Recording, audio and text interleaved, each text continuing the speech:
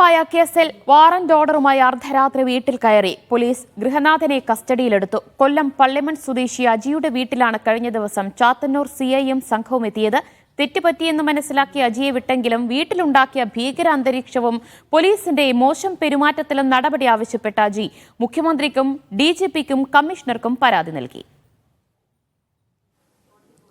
കൊല്ലം പള്ളിമൺ സ്വദേശി അജിയുടെ പേരിൽ ഒരു കേസുണ്ടായിരുന്നു. എന്നാൽ ജനുവരി മാസം അവസാനത്തോടുകൂടി ആ കേസ് ഒത്തുതീർപ്പാവുകയും കോടതി ആ കേസ് തീർപ്പാക്കുകയും ചെയ്തു. കഴിഞ്ഞ ദിവസം പോലീസ്, അതായത് ചാത്തന്നൂർ പോലീസ് ഇവിടെ എത്തി അജിയെ കസ്റ്റഡിയിലെടുത്തുകൊണ്ട് പോയി.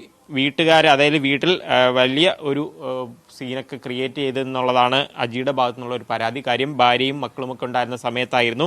പറഞ്ഞ കാര്യങ്ങളൊന്നും കേൾക്കാതെ, കാര്യം കേസ് തീർന്ന കാര്യം പറഞ്ഞിട്ട് അതുപോലും അംഗീകരിക്കാതെ കൊണ്ടുപോയി എന്നുള്ളതാണ് അജി പ്രധാനമായും ഉന്നയിക്കുന്ന ഒരു പരാതി. അദ്ദേഹത്തോട് തന്നെ കാര്യങ്ങൾ ചോദിക്കാം.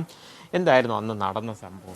രാത്രി ഒരു 12 മണി കഴിഞ്ഞിട്ട് ഞാൻ കിടന്നു. ഞാനൊന്നും ഉറക്കമായി. അപ്പം മോൾ ഇവിടെ ഉണ്ടായിരുന്നു. വൈഫ് മോള് പഠിച്ചുകൊണ്ടിരിക്കുകയാണ്. അപ്പോൾ ഗേറ്റ് അടച്ചിരിക്കുകയാണ്. പക്ഷേ ഇവിടെ കോളിംഗ് ബെല്ല് സൗണ്ട് കേട്ടിട്ടാണ് മോള് ശ്രദ്ധിക്കുന്നത്. കാരണം ഗേറ്റ് അടച്ചിട്ടിട്ട് പിന്നെ കോളിംഗ് ബെല്ല് അടിക്കണമെങ്കിൽ സ്വാഭാവികമായിട്ട് ആരെങ്കിലും അതിക്രമിച്ച് കയറിയിട്ടുണ്ടാവും. അങ്ങനെ ബെല്ലടിച്ചിരിക്കുന്നത് കേട്ട് മോള് ജനലിൽ നോക്കി നോക്കുമ്പോൾ പെട്ടെന്ന് നോക്കുമ്പോൾ ഇവിടെ മുറ്റത്ത് ലൈറ്റ് പോലീസുകാർ തന്നെ ഇടുന്നു ഫ്രണ്ടിൽ. അപ്പോൾ ലൈറ്റിൻ്റെ വട്ടത്തിൽ ഇവരെ പോലീസുകാരെ കാണുന്നുണ്ട്. 3-4 പേര് നിരന്ന് നിൽക്കുന്നുണ്ട്. അപ്പോൾ അവൾ പറഞ്ഞ അമ്മ പോലീസാണെന്ന് പറയുന്നു. പിന്നെ അപ്പോൾ അവൾ ജനൽ തുറന്നിട്ട് വെച്ചാൽ എന്നിട്ടാണ് എന്താ സാറേ എന്താണെന്ന് ചോദിക്കുന്നു. പറഞ്ഞ് അജിയുടെ വീടല്ലേ? അതെ അജിയാണ്. അജി ഉണ്ടെന്ന് എന്ത് ചെയ്യുന്നുണ്ട് ഇവിടെ കിടക്കുവാണെന്ന് പറയുമ്പോൾ വിളിക്കാൻ പറഞ്ഞു. ആദ്യം നീ ഡോറ് തുറക്കാൻ പറഞ്ഞു. അപ്പം പറഞ്ഞു സാറേ ഡോറ് തുറക്കണമെന്ന് പറയുമ്പോൾ ഇയാൾ ആക്രോശിച്ചുകൊണ്ട് ജനലിനും കഥയിലും പടപട അടിക്കുക തുറക്കുന്നവർ. ആരുടെ നേതൃത്വത്തിലാണ് വരുന്നത്? സി അനൂപ് എന്ന് പറയും. അദ്ദേഹം കഥക് തള്ളി തുറക്കുന്ന രീതിയിൽ ഭയങ്കരമായിട്ട് ഇപ്പം ഇവർ പേടിച്ചിട്ടാണെന്ന് കുറ്റി എടുത്ത് ഫുള്ള് തുറക്കുന്നതിന് മുമ്പ് തള്ളി തുറന്നിട്ട് കുറ്റി പറിച്ചിട്ടാണ് അകത്തേക്ക് ഇരച്ച് കയറുക. അവർ 4 പേരൂടെ അകത്ത് കയറിയിട്ട് അപ്പം മോൾ എന്നെ ഒന്ന് വിളിച്ച് പോലീസ് എന്ന് പറയുന്നതിന് മുമ്പ് തന്നെ ഇവരെന്നെ ഒന്ന് പിടിച്ച് ഞാൻ എണീറ്റ്. അപ്പോഴത്തേക്ക് തന്നെ എന്താണെന്ന് അറിയില്ല. കാരണം ഉറക്കത്തിൽ കിടക്കല്ലേ. പെട്ടെന്ന് ചാടി എണീക്കുമ്പോഴും എനിക്ക് എന്താ ഒരു സ്വബോധമില്ലാതെ ആയിപ്പോയി. പെട്ടെന്ന് ഇവരൊന്ന് പോലീസ്, അപ്പം പരിക്കകത്ത് പോലീസ്, കുട്ടികൾ നിലവിളി എല്ലാം കൂടെ ആയപ്പോഴത്തെ വല്ലാത്തൊരു ഭീകരാന്തരീക്ഷം പോലെ. ഞാൻ എന്താണ് സാർ, എന്താ വിഷയം, എന്താ കാര്യം, നിങ്ങൾ പറയൂ എന്ന് പറയുമ്പോൾ നീ റിമാൻഡ് പ്രതിയല്ലേ, നിന്നെ ഞങ്ങൾ കൊണ്ടുപോവാണ്, കോടതിയിൽ ഹാജരാക്കിയിട്ട് നിന്നെ റിമാൻഡ് ചെയ്യും, വാറണ്ട് ഉണ്ടെന്നൊക്കെ പറഞ്ഞിട്ട്. ഞാൻ പറഞ്ഞു സാറേ വാറണ്ട് കാണിച്ചോ നിങ്ങൾ? ഇല്ല, ഇതൊരു പേപ്പറുകളായി ഇരിക്കുന്നുണ്ട്, പക്ഷെ എന്നൊന്നും കാണിച്ചൊന്നുമില്ല.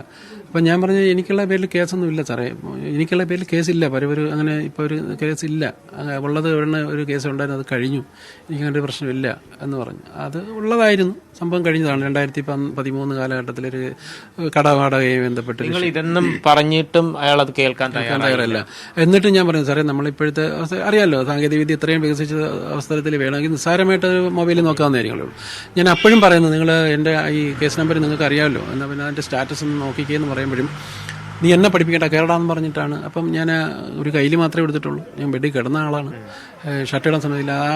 നിങ്ങൾ ആ വിഷ്വൽ നോക്കുമ്പം കാണാൻ പറ്റുന്നുണ്ട് എന്നെ അയാൾ വളരെ പിടിച്ച് വലിച്ചഴച്ച് ആ രൂപത്തിൽ തന്നെ ആ ഡ്രസ്സ് പോലും ഇടാൻ പറ്റാത്ത രീതിയിലേക്ക് എന്നെ കൊണ്ടുപോകാൻ അയാൾ ശ്രമിച്ചത്.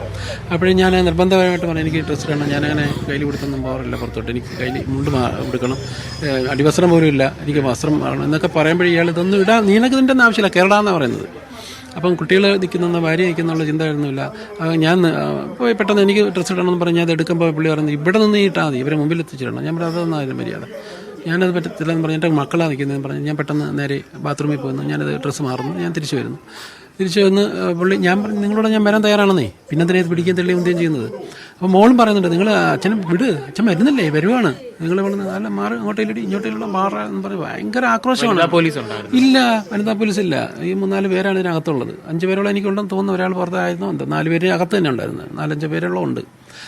നമുക്ക് അന്നേരം ഒന്നും ശ്രദ്ധയില്ലല്ലോ, അത്രയും പോലീസുണ്ട്. അപ്പോൾ അതിനടുത്ത് ആരും യൂണിഫോം ഇല്ലാത്തവരും ഉണ്ട്. അപ്പോൾ എന്തായാലും ഇവിടെ നിന്ന് വലിച്ചു കയറ്റി വണ്ടി കയറ്റിക്കൊണ്ട് പോകുമ്പോഴും ഞാൻ ജീപ്പിൽ ഇരുന്നിട്ടും പറയുന്നത് സാറേ ആ സ്റ്റാറ്റസ് നിങ്ങൾ ശ്രദ്ധിച്ചാൽ മനസ്സിലാവും, നിങ്ങൾ ആ കേസാണെങ്കിൽ എൻ്റെ പേരിൽ വേറെ എനിക്കറിയാതെ കേസുകളൊന്നുമില്ല.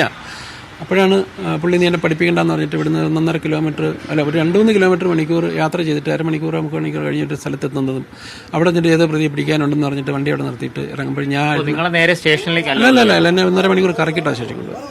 അപ്പോൾ അവിടെ വന്നിട്ട് ഞാൻ അവിടെ ഇരുന്ന പോലീസുകാർ ഇവർ 2-3 പേര് ഏതോ പ്രതി പിടിക്കാനായിട്ട് ഇറങ്ങുമ്പോൾ 2 പോലീസുകാർ ജീപ്പിലിരിപ്പുണ്ട്. ഞാൻ അവരോട് പറഞ്ഞ് എനിക്കൊന്ന് ഫോൺ ചെയ്യണം, എൻ്റെ മക്കൾ അവിടെ വളരെ വിഷമത്തിൽ, കുട്ടി കരഞ്ഞുകൊണ്ടിരിക്കുകയാണ്, ശ്വാസം വിടാതെ കരയാണ്.